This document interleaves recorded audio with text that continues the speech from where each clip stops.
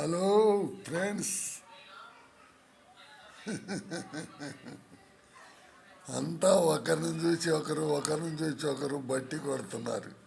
డైలాగులు చిత్తు. అదిగో మా మనవడు, మా గురువు గారి మనవడు ఎన్టీఆర్. ఎప్పుడు పోతామో ఎప్పుడు ఉంటామో తెలియదు, ఎప్పుడు చస్తామో తెలియదు, ఎవరు ఎప్పుడు పోతారో తెలియదు అని నేను చెప్పిన డైలాగుని ఇప్పుడు ఆయన చెబుతున్నాడు. ఇది ముందు జనం వాడిలో వచ్చే కానీ అవతల వాడు చెప్పడు. ఇంకోటి కూడా ఉన్నాయి నాకు. ఆ నైట్ పరేస్ వాళ్ళు మన బ్రాహ్మణులు ఎవరు చచ్చాయన సారయ్య వాడు దాసా బాస ఆయన పేరేదో ఉందయ్యా, బ్రాహ్మణులు విమర్శిస్తాడు ఇంకొక ఆయన, రాజు సుబ్బరాజు, బై నరేషు, వేణుబాబు, పుష్పరాజు, విజయ మాస్టరు, వీళ్ళందరూ ఇప్పుడు మతస్థులుగా బయలుదేరారు. వీళ్ళు దేవుడు కావాలంటే వీళ్ళకి ఎక్కడి నుంచి వస్తాడు దేవుడు? ఊళ్ళో ఉన్నాడు దేవుడు. మనలోకి మనమే దేవుడు. ఎవడైతే 10 మందికి ఉపయోగపడి పెళ్లి చేస్తాడో వాడే దేవుడు. కానీ ఆ దేవుడికి అగసాట్లు వస్తాయి. కానీ వీడు ఎదవా ఏం చేసిండో ఏమో, వీడికి అన్ని అగసాట్లేను, వీడే మనిషి అంటారు జనం. మరి దేవుడైనడికి అగసాట్లు ఆయనే మనిషి రూపంగా వచ్చి అగసాట్లు పడి నిరూపించిపోయాడు. మనమెంత మానవ మాత్రం అది ఎవరికి తెలియదు. అబ్బో, మా అమ్మగారు కాలజ్ఞానం చెప్పారు, ఇప్పుడు జరుగుతున్నాయి, ఇంకా జరగాల్సి ఉన్నాయి అంటే ఆయన నాస్తికుడు అంట, ఊహించి చెప్పాడంట వాడు చెబుతుడు. ఏంటి మా బయలుదేరేస్తా మీటి ఇంకొకటి ఉన్నాడు, వాడు చెబుతుడు. ఇప్పుడు ఏంటి చెప్పండి, వీళ్ళందరినీ చెప్పమనండి. ఇంకా చేపటికి ఏమి జరుగుద్ది, ఎవడికి ఏమి జరుగుద్ది? సావుకి ముతకాలేత ఏమి ఉండదు. ఎవడి కాలం చేస్తే వాడు పాత్రుడు. సావుకు ముదురు లేత ముసలి కుర్రోడు పిల్లోడు కానించి, వయసు కుర్రోడు కానించి ముసలోళ్ళ దాకా ఎవడు ఎప్పుడు పోతాడో ఎవడికి తెలియదు. ఎవరికైనా తెలుసా? చెప్పమనండి.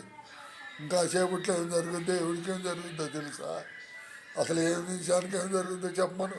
ఆయన ఎప్పుడో చెప్పాడంటే ఊహించి చెప్పాడంట. ఇప్పుడు ఇలా చెప్పమనండి, ఈ పాయింట్ నాది. మళ్ళీ కూడా మీరు ఎవరైనా బట్టి కొట్టారు.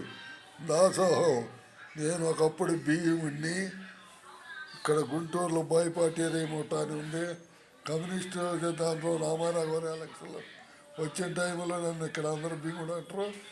మొన్న గుంటూరు వచ్చి యాక్టివ్కి వచ్చినప్పుడు కూడా ఆయన విజయవాడ ఎన్టీఆర్, మీరు గుంటూరు ఎన్టీఆర్ అన్నారు. వాళ్ళందరూ విగ్గులు పెట్టుకోవాలా, నాకు ఒరిజినల్గా ఏ గటప కావాలంటే ఆ గటప వచ్చింది.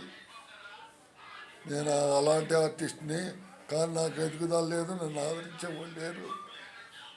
కొంత మాసంలో నవంబర్ 14లో నాగేశ్వర కారణం చేసిందాగా ఉన్నాను.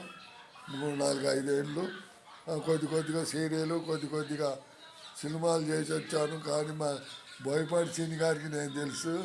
ఆయన ఒకప్పుడు దమ్ము షూటింగ్లో మా గురువు గారు లాగా పంచి ఊపుకుంటూ వస్తుంటే ఆయన పేరు ప్రత్యేకంగా రాయమని చెప్పారు. అది నేను తెలుసు అందరికీ. ఇక్కడ అందరికీ ఎన్టీఆర్, భీముడు అంటారు. నా పేరు నరసింహరావు, ఎవరికి తెలియదు. నేను అన్ని వాస్తవాలు మాట్లాడుతుంటే బియ్యాలు బోమిడీలు చేయను నేను. ఇప్పుడు నాకు ఒక మనవరాలు ఉంది. మాకు అప్పుడు పూడిపల్లిలో బాలకృష్ణ గారి బంగారు గుళ్ళేరు చూడనప్పుడు నేను ఆయన చూడటానికి పోయాను. చూసినప్పుడు ఫోటో దిగాయాలా అంటే ఆయన పిలిపించి, కాకినాడ నుంచి వచ్చాడు వాళ్ళంతా నుంచి. అప్పుడే వచ్చి బ్యాట్ ఆడుతున్నాడు. షూటింగ్లోకి వచ్చాడు. పెద్ద మనిషి సీన్లో పెట్టాలన్నారు, అయిపోయింది అన్నారు. తర్వాత రామకృష్ణారావు తన ఇంట్లో సీను, నేను పాలు వెతుకుతా ఎర్రదొక్కేసుకొని పాలు వెతుకుతా ఫోటో దిగాలంటే ఈ సీన్ అయిపోయి దిగుదాం అన్నాడు. తర్వాత ఆయన పిలిపించి ఫోటో తీపిచ్చి ప్రేమించి పంపించాడు. అంత ఇది ఉంటుంది బాలకృష్ణలో. చిన్నప్పటాల నుంచి కూడా అబ్బా పట్టుదల, అబ్బా వంశుడు కదా, పెడతాను మర్యాద మందనం. ఒకప్పుడు ఎన్టీ రామారావు చుట్టానికి హైదరాబాద్ తిరుపతి కొండకు పోయిన వాళ్ళు రామారావు గారు చుట్టానికి మద్రాసు వచ్చి వచ్చేవాళ్ళు. అట్నే ఈయన కూడా నీకోసం చూడటానికి వచ్చానయ్యా అన్నాడు. అన్నాను. ఫోటో తీసుకొని ఆ ఎర్రదొక్క నీటించి పంపించాడు. అది తీసుకొని ఇక్కడ ఫోటో తీపిచ్చి పెట్టుకున్నా. అలాంటి చంద్రబాబు నాయుడు గారిని జూబిలీస్లో ఫోటో దిగాను. ఆయన ఒంటి మంచి అయ్యేసరి కళ్ళు మూసా. నువ్వు నవ్వించావయ్యా చంద్రబాబుని ఎవరు నవ్వి అన్నారు అక్కడ.